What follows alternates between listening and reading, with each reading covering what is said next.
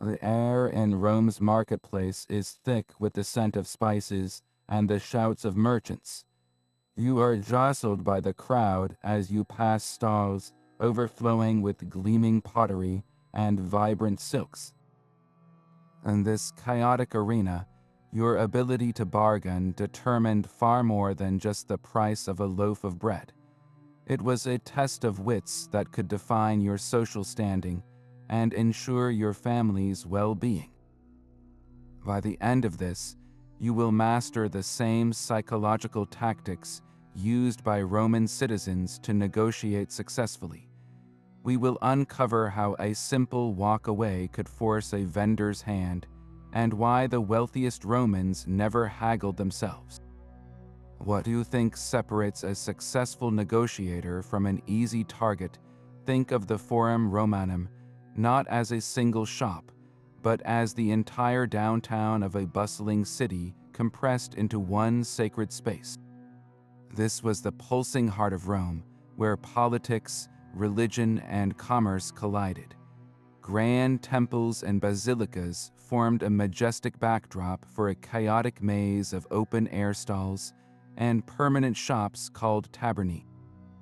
The air itself was layered, a mix of expensive incense from a nearby altar, the sharp tang of fish sauce from an amphora, and the rich smell of leather being worked by a sandal maker. You would find everything here, from everyday essentials to extravagant luxuries. One stall might be piled high with common pottery, while the next displayed delicate glassware from Alexandria or shimmering silks that traveled the Silk Road. This physical layout directly mirrored the social hierarchy at play.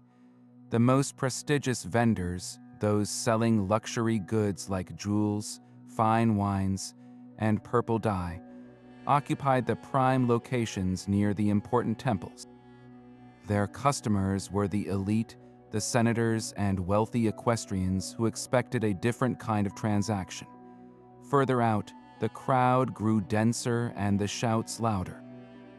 Here, the butchers, bakers, and vegetable sellers catered to the common citizen, the plebeian who needed to feed a family on a tight budget. This was the true arena for the bargaining you picture.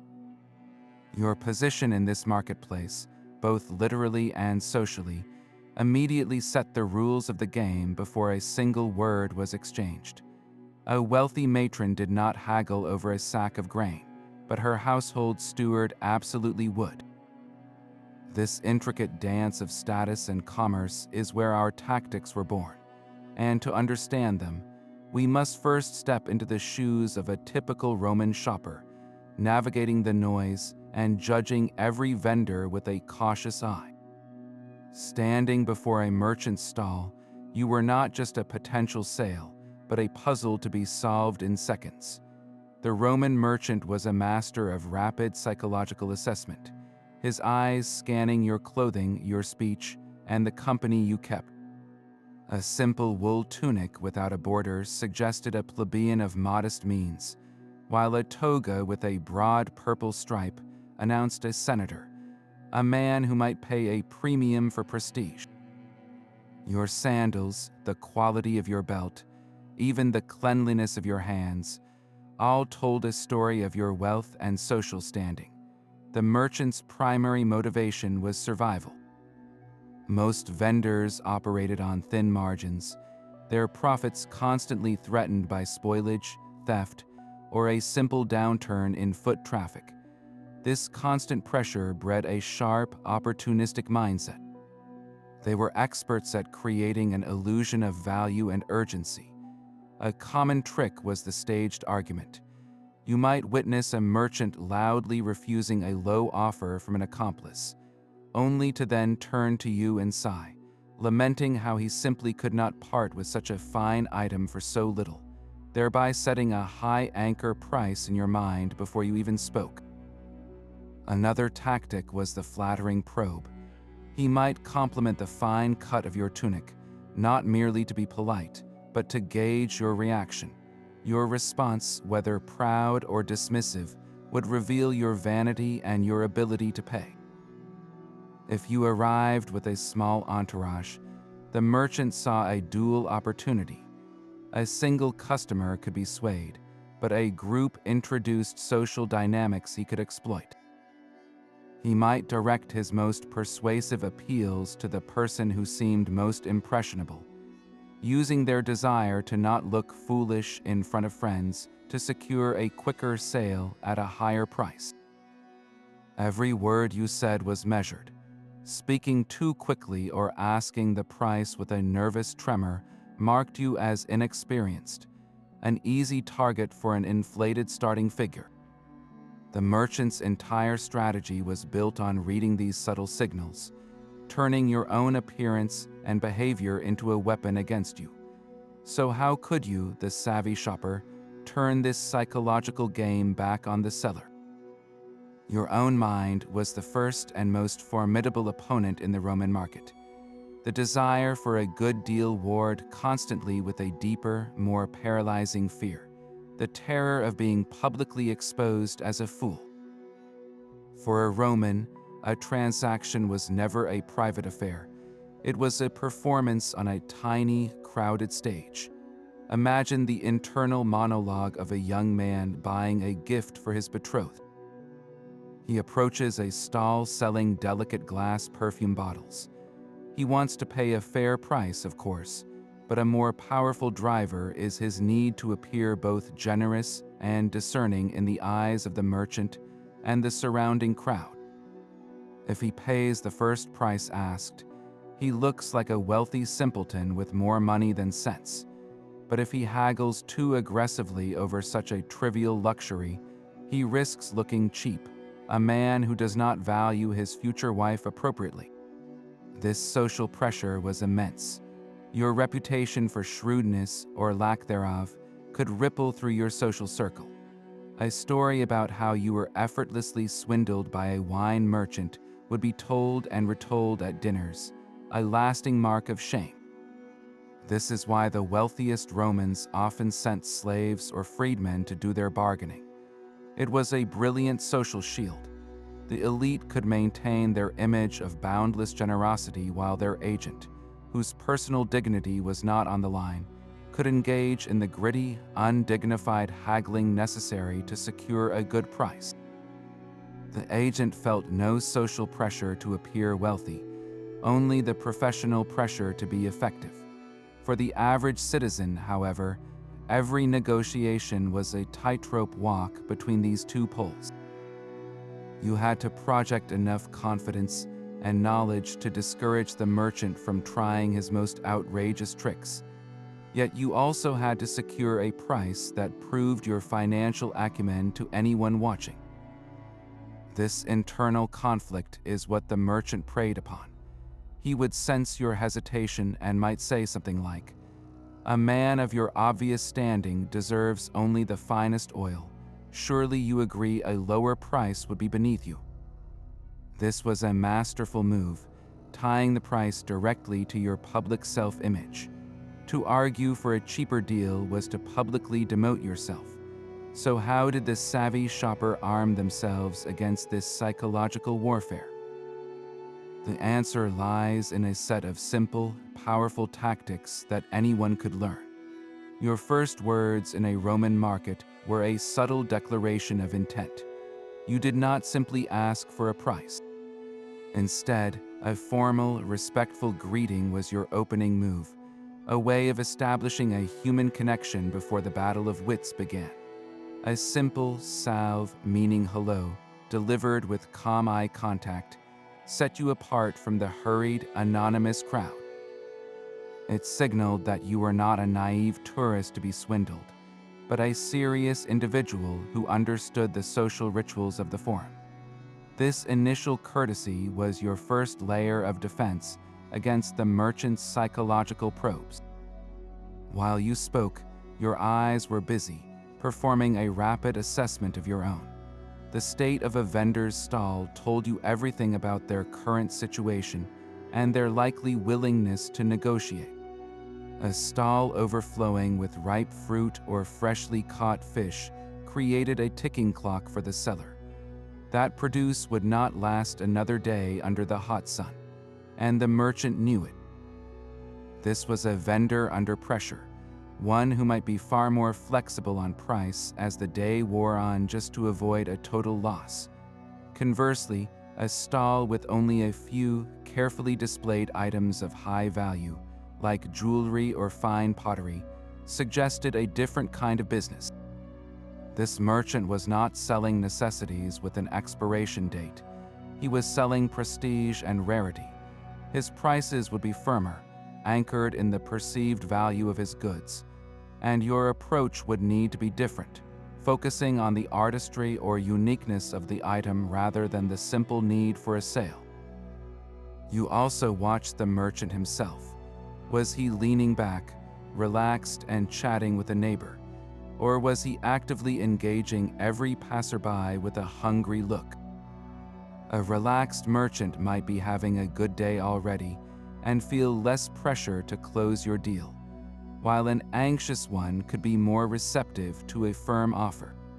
In these first few seconds, you were gathering crucial intelligence, transforming yourself from a target into an analyst.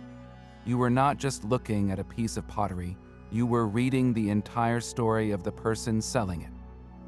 This careful observation gave you the foundational knowledge for the next, more daring step, the art of the strategic walk away. With your assessment complete and a formal greeting exchanged, the real dance began.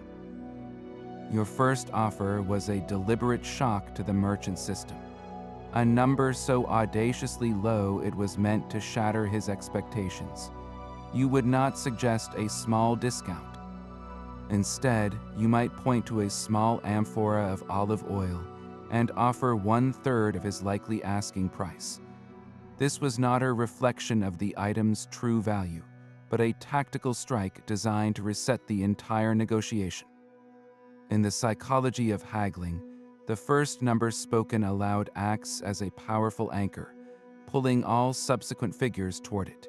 By setting an extremely low anchor, you dragged the final price down into a range far more favorable to you. The merchant's initial outrage was part of the script.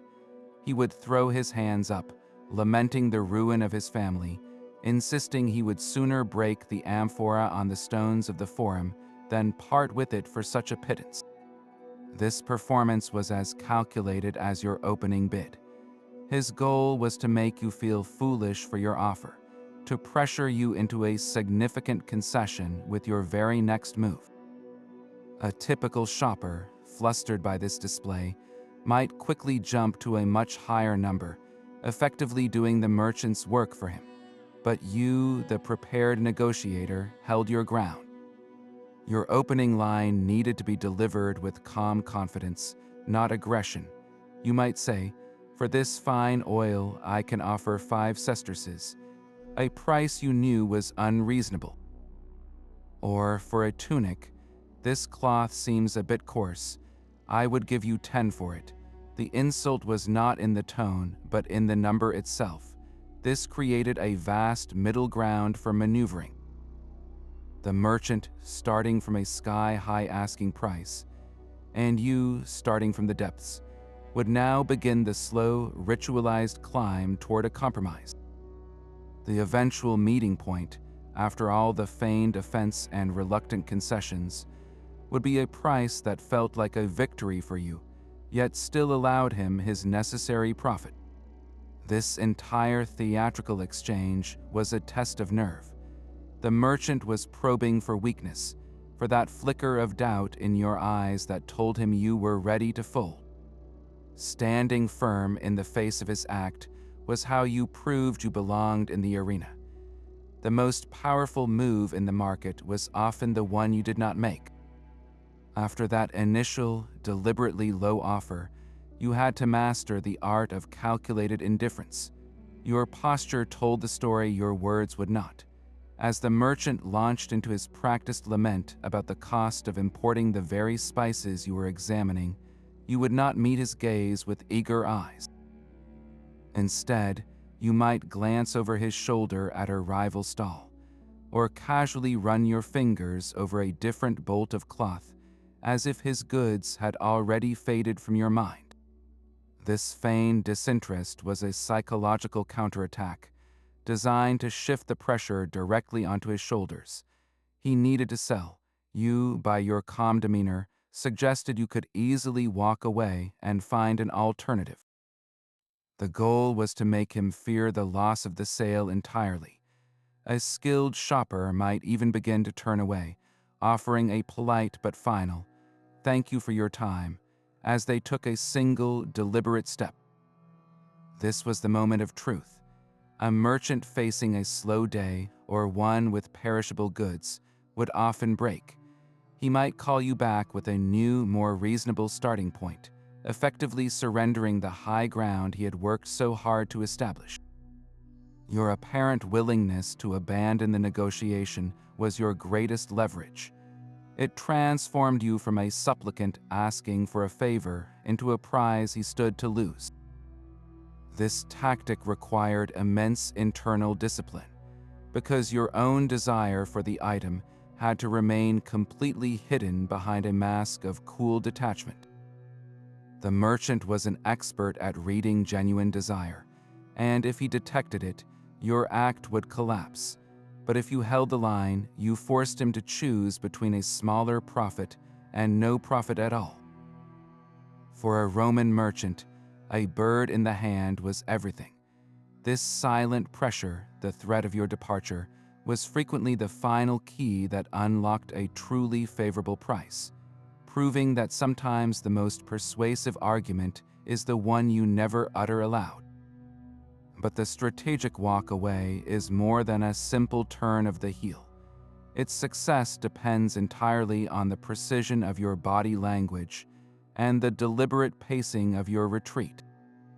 Your movements must broadcast genuine disinterest, not staged drama.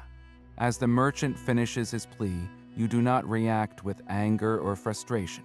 Instead, you offer a slight, almost imperceptible shrug of the shoulders, a silent acknowledgement that a deal may simply not be possible. Your gaze breaks from his and drifts over the crowd, already seeking the next opportunity. Then you pivot, not with a sudden jerk, but with a slow, considered turn that communicates finality. The first step away is the most critical.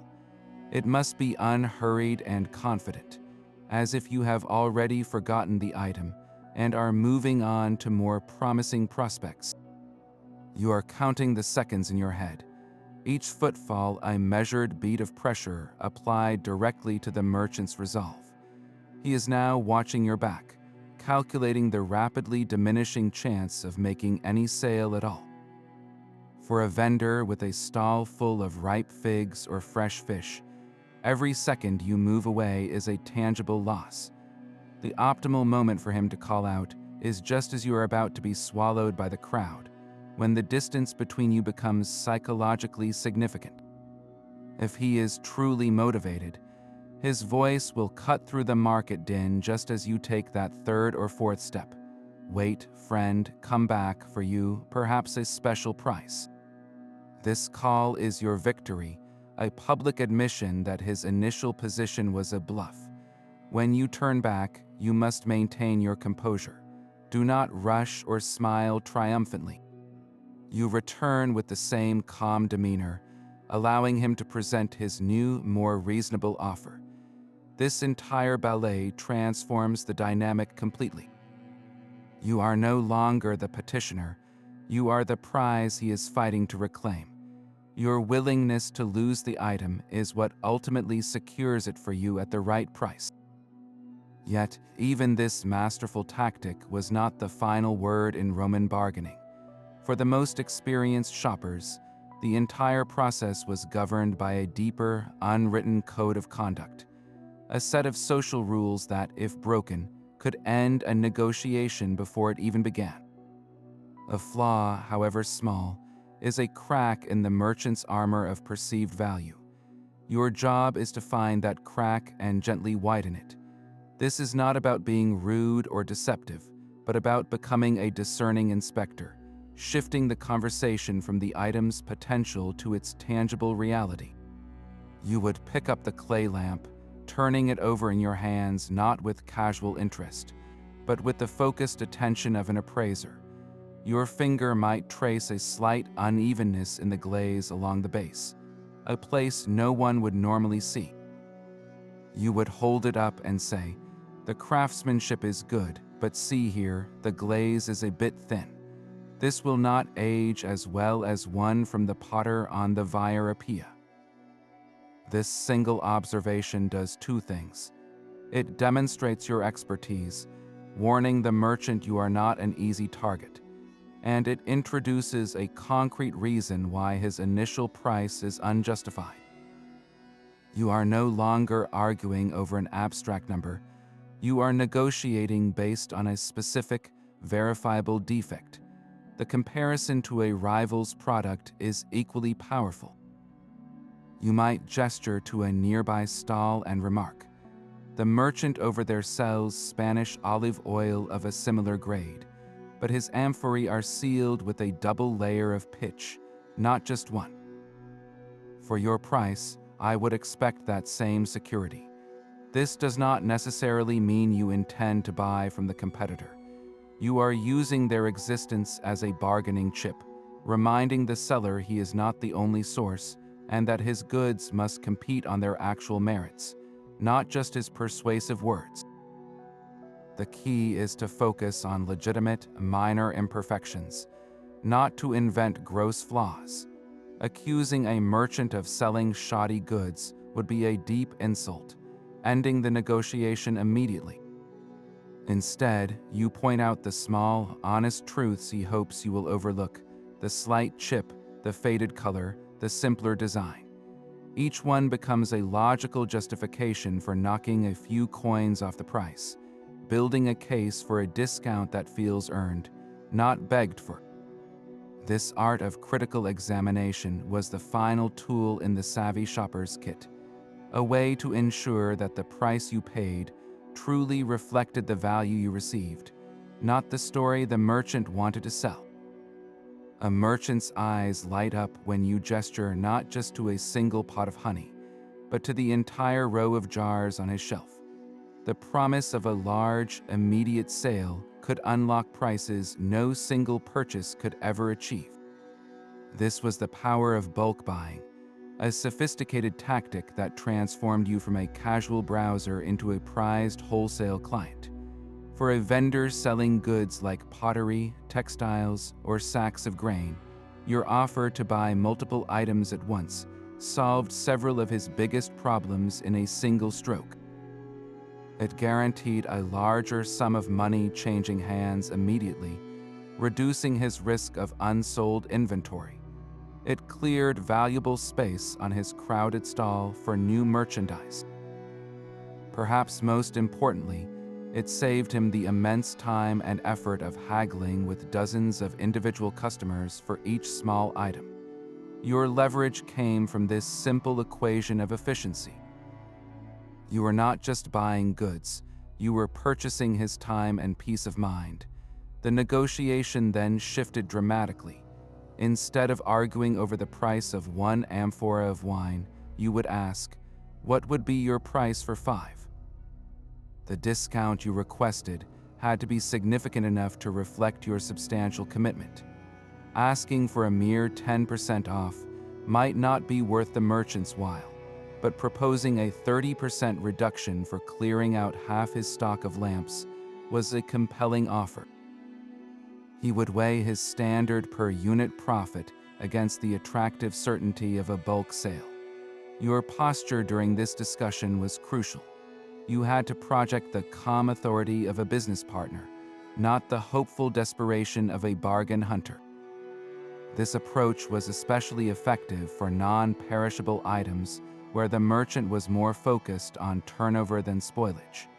By framing your purchase as a solution to his logistical challenges, you positioned yourself for a victory that benefited both parties, securing a superior price while he secured a guaranteed and substantial profit. A genuine compliment could disarm a merchant more effectively than the most aggressive haggling. After pointing out the minor flaw in the pottery, your next move was not to press the attack, but to pivot toward respect. You might look the merchant in the eye and say, "But this handle is perfectly balanced. You can tell it was thrown by a master potter, not an apprentice." This was not empty flattery.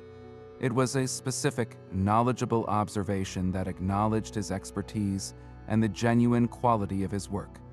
The goal was to shift the dynamic from adversaries to temporary allies in a shared appreciation for craftsmanship. A merchant who feels respected is far more likely to extend a favor. You were building a bridge of goodwill, and across that bridge, a better price could travel. This tactic extended beyond the goods themselves. Engaging in a brief, friendly conversation about the challenges of his trade, perhaps mentioning the difficulty of importing such fine clay, showed you saw him as a person, not just an obstacle. You might share a small, relatable anecdote about your own search for quality, creating a moment of human connection amidst the commercial chaos. This rapport made you memorable and likable. When a merchant likes you, he wants to do business with you. He is more inclined to offer that extra discount, to throw in a small additional item, or to agree to a price he would refuse a rude or impersonal customer. The negotiation transforms. It is no longer a battle of wills, but a collaborative effort to find a deal that leaves both parties feeling valued. Your knowledge proved you were no fool, and your respect showed you were no brute. In the end, the merchant would often rather make a slightly smaller profit from someone he respects than a larger one from someone he despises. This human element, the simple power of kindness and recognition, was often the final, decisive factor in securing not just a good price, but a lasting connection to a trusted supplier for all your future needs in the bustling heart of Rome. There is a moment in every negotiation when talk must end and action must begin. This was the essence of the final offer gambit, a high-stakes declaration that left no room for further haggling. After the back and forth, the feigned disinterest, and the pointed critiques, you would pause and deliver your line with absolute conviction. You would look the merchant directly in the eye and state a single, non-negotiable price, making it clear this was the final word. You might say, "For all 3 of these tunics, my final offer is 40 sesterces," and then you would fall completely silent. The power of this move came entirely from your unwavering commitment to follow through. The merchant, a master of reading bluffs, would scrutinize your face, your posture, and the steadiness of your hands for any hint of hesitation. If he detected even a flicker of doubt, he would reject the offer, knowing you would likely cave and improve it. But if your resolve was genuine and unshakable, you presented him with a stark, binary choice. He could accept your price and make an immediate, guaranteed sale, or he could refuse and watch you walk away forever, securing nothing. This was not a tactic for the faint of heart. It carried the genuine risk of losing the item you wanted, a risk you had to be completely prepared to accept. The reward, however, was potentially enormous. Faced with the certainty of losing a customer, many merchants would capitulate, granting you a price that all the previous haggling could never have achieved. It was the ultimate test of nerve, proving that in the Roman market, the most powerful currency was sometimes pure, unyielding conviction. Coin was not the only currency that held sway in the Roman market. For many, the most valuable asset they possessed was a skill. A shoemaker passing a grain merchant's stall might not have the full price for a sack of wheat, but he could offer something just as useful, a promise to repair the merchant's family's sandals for the next 6 months. This system of barter transformed a simple purchase into a web of mutual obligation. a foundational element of Roman social life known as clientela. Your worth was not just in your purse, but in your hands and your connections. A baker could exchange day-old loaves for fish from the docks. A scribe, skilled in reading and writing, could offer his services to a wealthy merchant in exchange for a fine wool cloak, drafting a business letter or reviewing a contract. These exchanges required a different kind of negotiation, one based on the perceived value of labor and future promises, rather than the immediate value of a coin. You had to convincingly argue that your skill or your goods were a fair trade for what the merchant offered. This meant understanding the needs of the other person. A potter with a cracked roof tile would place a far higher value on the services of a roofer than on a few extra coins. The negotiation became a collaborative discussion, a search for a symbiotic exchange where both parties left feeling their unique needs had been met. It was a reminder that in the ancient world, community and interdependence were often the most powerful bargaining chips of all. A merchant's desperation grew with the lengthening of the afternoon shadows. While the morning crowds brought a sense of possibility, the fading light introduced a brutal reality for sellers of fresh bread, fish, and produce. Every item that had not been sold was now a liability, a piece of inventory that would spoil overnight or become a heavy burden to transport back to a storeroom.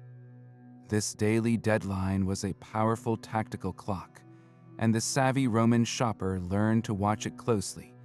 Your arrival at a stall in the final hour of the market was not a matter of poor planning, it was a deliberate strategy. You would approach a fishmonger whose marble slab still held several sizable catches, their gills no longer as bright red as they were at dawn. Your opening line would not be an aggressive lowball, but a statement of simple, undeniable fact. You might say, that sea base will not make the journey home with you tonight. While gesturing to the setting sun, the merchant knew this was true. His goal shifted from maximizing profit to minimizing loss. A sale at any price was better than no sale at all, and the money earned, however little, was better than the total waste of throwing the fish away. The same logic applied to the baker. His beautiful, crusty loaves would be stale and hard by morning, unsellable at any price.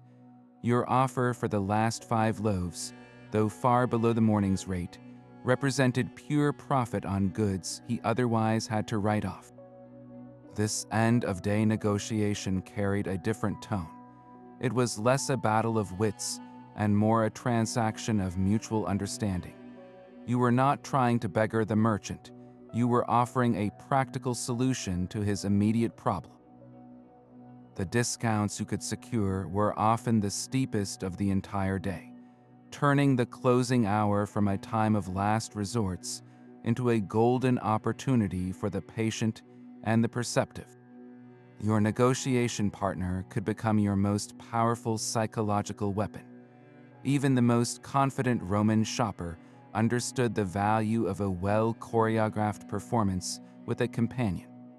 You would approach a stall with a friend, a family member, or even a trusted slave, and before the merchant could even begin his assessment, you would set your own stage.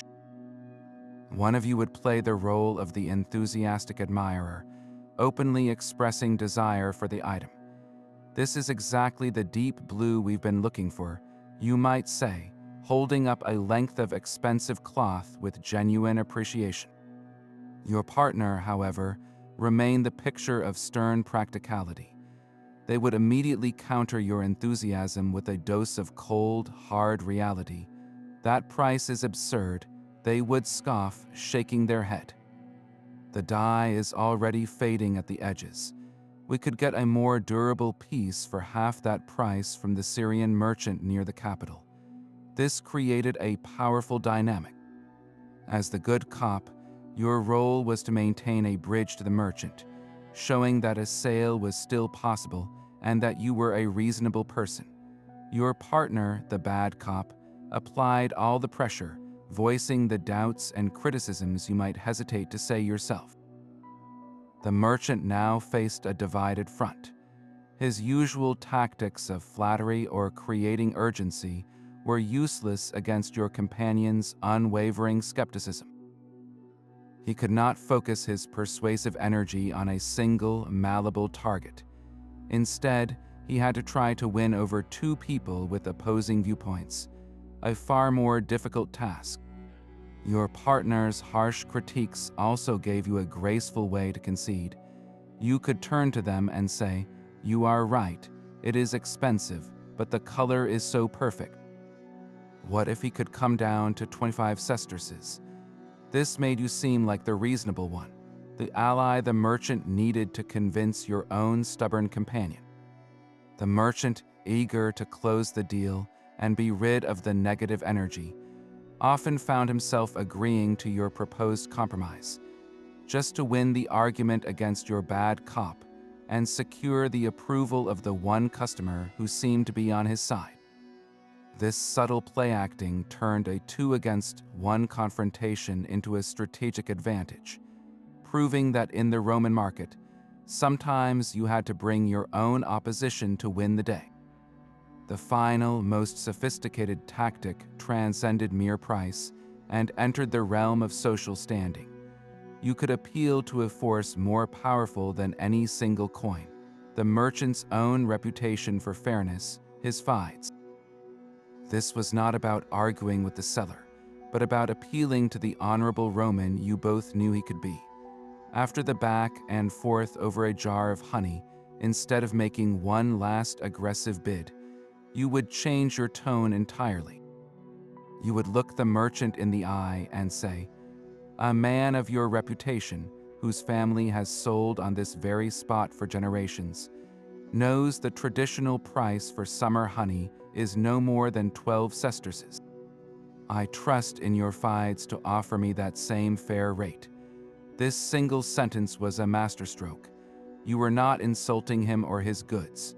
Instead, you were complimenting his standing and invoking the unwritten rules of the marketplace, the customs that maintained order and trust. You were reminding him that his value as a pillar of the community was worth far more than the few extra coins he might squeeze from you. The concept of fides was the bedrock of Roman commerce and social life. It was a reciprocal bond of good faith and trust, and a man's word was his most valuable asset. To be seen as someone who gouged loyal customers or ignored traditional prices was to damage that reputation, a social death sentence in the close-knit world of the Forum. A merchant relied on repeat business and word-of-mouth recommendations. By framing your request around fides, you made the negotiation about his honor. Refusing your fair offer was not just losing a sale, it was an admission that his word and his standing were for sale too. This approach worked best when you had done your research and knew the general market price for a common good, like grain, wine, or pottery. Your appeal was to a shared truth, not a personal desire. You might say, "My father bought his oil from your father at this price. Let us honor that tradition."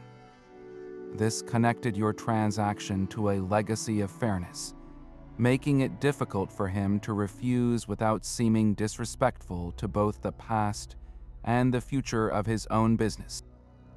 In a world built on social bonds, reminding a merchant of his place within that web was often the most persuasive argument of all, securing you not just a good price, but a relationship built on mutual respect. The most unnerving sound in a negotiation was often the absence of your own voice. After the merchant stated his price, you did not immediately counter or critique. You simply fell silent, holding his gaze with a calm, unblinking stare. This was not an empty pause. It was a deliberate psychological void you created, and into that void, the merchant's own doubts and anxieties would inevitably rush. He had just delivered his line in the familiar script of haggling, and you had refused to speak your part. Your silence broke the rhythm of the performance, leaving him stranded on his tiny stage without a partner. He expected a protest, a low counteroffer, even an insult. Your quiet scrutiny gave him nothing to push against. The longer you remained silent, the more powerful the pressure became. Your body language was crucial. You could not fidget or look away. You stood perfectly still, perhaps tilting your head slightly as if deeply considering his figure, not with anger, but with a quiet, profound disappointment. The message was clear. His price was so far from reasonable that it did not even warrant a verbal response. It was an offer that left you speechless. In that expanding quiet, the merchant would begin to question his own position. Had he started too high? Was he about to lose a serious customer over a foolish bluff? The need to fill the silence, to regain control of the interaction, would become unbearable. Often, he was the one who would break, not with a new price, but with a justification or a hesitant question. It is the finest quality, you see, or perhaps that is a bit steep for today. He might mutter, effectively negotiating against himself. He would volunteer a reason to lower his own price before you had even uttered a single word of protest. This tactic turned his own momentum against him. Your silence was a mirror, forcing him to confront the weakness of his own offer, and in doing so, you often secured the first concession without ever having to ask for it. A formidable negotiator never entered the forum unprepared. Before you ever approached a single stall, your most critical work was already done, a quiet reconnaissance mission through the crowded aisles. You did not ask for prices, you listened. Your ears were tuned to the conversations around you, catching the final agreed-upon sum for a sack of grain at one stall, the starting price for a lamp at another. This was how you built your most powerful weapon, a mental ledger of standard prices. Knowing the common rate for a pound of olives or a measure of wheat transformed you from a supplicant into an equal. When you finally stopped before a merchant, his opening figure held no power over you. If he claimed his olive oil was worth 20 sesterces, you could reply with calm authority, "The merchant near the Temple of Vesta sells a similar oil for 15, and his comes from the same Cretan press. I will give you 14. This simple statement, grounded in observable fact, shattered his illusion of unique value. It demonstrated that you were not a solitary target, but an informed participant in the entire market ecosystem. Your knowledge acted as a leash, pulling his ambition back toward reality. He could not easily dismiss you with tales of exotic origins or superior quality, because you had already compared his goods to his competitors. You were not arguing from desire or guesswork, but from evidence. This research also protected you from your own emotions, preventing the thrill of the hunt or the fear of loss from clouding your judgment. You knew the fair price, and that knowledge gave you the unshakable confidence to walk away if the merchant refused to meet it. Your preparedness turned the chaotic, noisy market into a map of clear, navigable choices, ensuring that every coin you spent was a deliberate decision, not a desperate compromise. The most vulnerable shoppers in the forum had a weapon of their own, one drawn not from a purse but from the heart. When a mother with threadbare clothes and a tired face approached a grain seller, she did not argue about market rates or point out flaws. Instead, she might clutch the hand of her small child and speak in a low, steady voice about her husband away with the legions, and how the family's allowance had not yet arrived from the province. She was not haggling over price. She was appealing directly to the merchant's humanity, asking for a measure of compassion to bridge the gap between his price and her few coins. This emotional plea was a calculated risk, a performance of vulnerability that bypassed the usual commercial dance. Its success depended entirely on the character of the merchant and the social context of the moment. A crowd of onlookers could work in her favor, as a public refusal of a genuinely pitiable request could damage a seller's local reputation for decency. The plea had to feel authentic, not theatrical. Exaggerated sobbing or invented tragedies would be seen as a manipulative insult, quickly shut down, but a simple, honest account of a soldier's family struggling to get by could genuinely move a vendor to lower his price, or even add an extra loaf to the scale. This tactic was a stark reminder that the market was not just an economic zone, it was a community. Every transaction was embedded in a web of social obligations and shared Roman values like humanitas, a sense of fellow feeling and kindness. For a merchant, granting such a request was not just a loss of profit, it was an investment in his standing as a good citizen, a man who supported the families of those defending the empire. He might even gain a loyal customer for life, one who would sing his praises in her neighborhood. Yet this approach was a delicate instrument. It could not be used too often by the same person, and it held no power with a merchant known for his hard heart. It was the gamble of the desperate, a quiet testament to the fact that in the ancient world, even in the midst of commerce, a shared sense of struggle could sometimes be the most compelling currency of all. The clink of hard currency was a sound more persuasive than any argument. While other shoppers fumbled with heavy purses, you reached into your own and produced not just coin, but the exact amount, held plainly in your palm. This was the quick cash offer, a tactic that transformed abstract negotiation into an immediate, tangible reality for the merchant.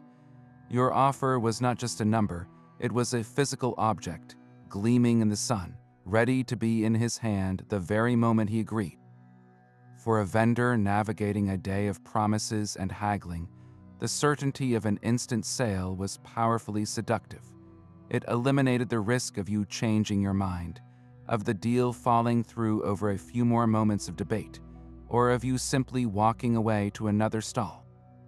You were offering him the one thing he truly needed at the end of the day, liquid capital without delay. The psychology here is profound. An immediate payment of 15 sesterces can feel more valuable than a potential payment of 18 sesterces that requires another 10 minutes of stressful haggling and still might not happen. You were selling him certainty, and he was often willing to pay for it with a discount. Your presentation was key. You did not wave the money ostentatiously. Instead, you would calmly state your final offer, and as you did so, you would let the coins slide from one hand to the other, the metallic sound underscoring your seriousness. You might say, "For this basket, I can give you 12 sesterces right now." The phrase "right now" was the crucial trigger. It created a clear fork in the road for the merchant. One path led to an immediate, simple conclusion with money in his lockbox. The other path led back into the unpredictable theater of negotiation, with no guarantee of a better outcome. Faced with this choice, the path of least resistance and immediate profit became incredibly attractive.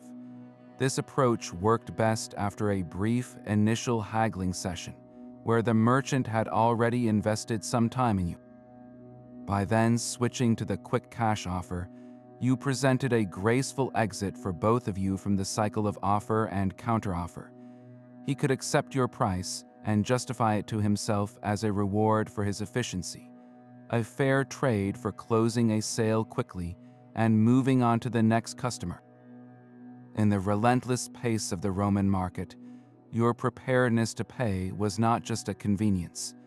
It was a strategic advantage that often bought you a better price than your words ever could. The rules of the market shifted completely when you moved from the food stalls to the luxury merchants. Haggling over a loaf of bread was a matter of survival, a straightforward calculation of weight and coin. But bargaining for silk or jewels was a delicate psychological duel over prestige and desire. Your entire strategy had to transform. For a sack of grain, you could point to a slight discoloration or a rival's price. For a bolt of the finest Chinese silk, such practical critiques were useless. The value was not in its utility, but in its story, its rarity, and the social statement it would make when you wore it.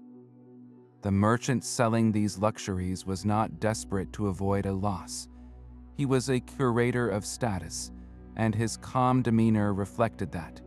He would not shout or feign outrage. Instead, he might speak softly about the incredible journey this single piece of silk had taken, the countless hands it had passed through, the perils it had survived to reach his stall in Rome. He was not just selling a fabric, he was selling an exclusive experience, and your approach had to respect that theater. You could not use the aggressive walk-away tactic that worked so well with a fishmonger. Turning your back on a grain seller created pressure, but turning your back on a luxury merchant often ended the negotiation permanently. His goods were not perishable, his clientele was wealthy, and his pride was a far greater factor. Your power came from displaying a deep, almost reverent knowledge. You might run the silk through your fingers and comment on the unique tightness of the weave, comparing it favorably to a piece you had seen in a wealthy patron's home. This demonstrated you were a connoisseur, not a casual browser, and that you understood the item's true worth. The negotiation then became a subtle dance between two experts, a shared acknowledgement of quality that slowly narrowed toward a price that honored both the object and your discernment. The final price for a luxury was never just about the object itself. It was the cost of entering an exclusive circle, a transaction where the real prize was the story you would later tell about how you acquired it. A wealthy senator would never risk his dignity haggling over the price of anchovies. To engage directly in such a public dispute over a few coins was beneath his social station, an admission that money was a genuine concern. So he employed a brilliant social shield, his slave. This was not a simple errand boy sent to fetch a purchase, but a highly trained and trusted agent, often a dispensator or steward, whose entire role was to manage his master's commercial affairs with ruthless efficiency. The slave's presence created a fascinating psychological buffer. For the merchant, the dynamic completely shifted. He was no longer negotiating with a proud man whose pride could be manipulated, but with a professional whose only metric was value. The slave felt no social pressure to appear generous or wealthy. He had no personal dignity to lose in the exchange. His entire purpose was to secure the best possible terms for his master's household, and his success in this role could earn him privileges, better treatment, or even the hope of future manumission. This gave him a cold, dispassionate edge in any negotiation. He could deploy every tactic we have discussed: the low anchor offer, the strategic walk away, the sharp critique of flaws, without any of the emotional baggage that hampered the average citizen. The merchant knew he was facing a hardened professional who had likely been instructed on the exact maximum price, and who had no authority to be swayed by flattery or appeals to status. The slave's very presence was a message. It told the vendor that this was a pure business transaction, stripped of all social pretense, and that the only currency that mattered was the one in the purse. This system allowed the Roman elite to enjoy the fruits of shrewd bargaining without ever soiling their hands with the process. A perfect encapsulation of a society built on both immense wealth and intricate social hierarchies. The merchant's sigh was as practiced as his smile. He would glance toward an empty space in the crowd and shake his head sadly, claiming another buyer was on his way to collect this very item. Or he might swear a solemn oath to the household gods that his price was the absolute lowest he could possibly offer. These performances were the market's oldest bluffs, and recognizing their tells was your final step toward true mastery. A genuine refusal has a certain finality to it.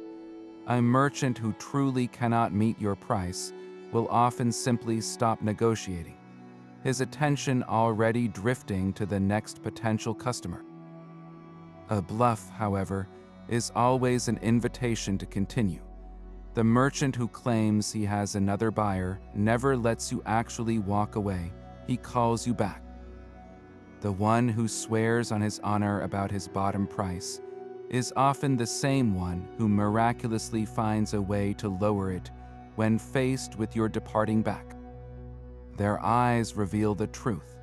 A sincere merchant's gaze is steady, focused on the goods or on you. A bluffing merchant's eyes often dart away, searching for that imaginary other buyer or checking the reactions of the crowd to see if his performance is convincing.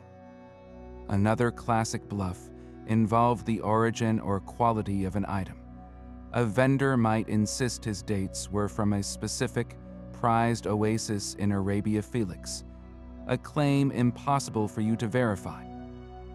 Your counter was not to call him a liar, a direct accusation that would end any chance of a deal, but to express polite, knowledgeable skepticism. You could reply, "These are fine dates, truly, but the ones from that oasis are known for a much darker, almost black skin.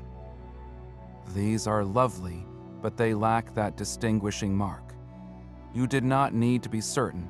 You only needed to demonstrate enough expertise to cast doubt on his extravagant claim.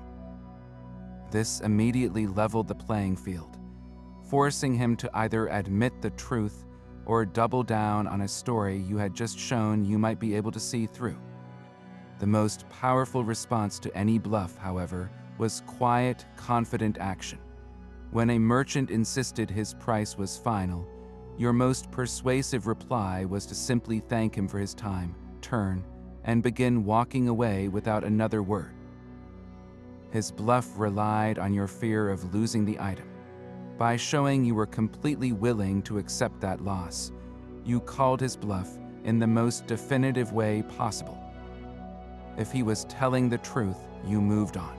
But 9 times out of 10, his voice would stop you before you had taken 5 steps. His fictional bottom line suddenly becoming flexible the moment real money started to leave his stall.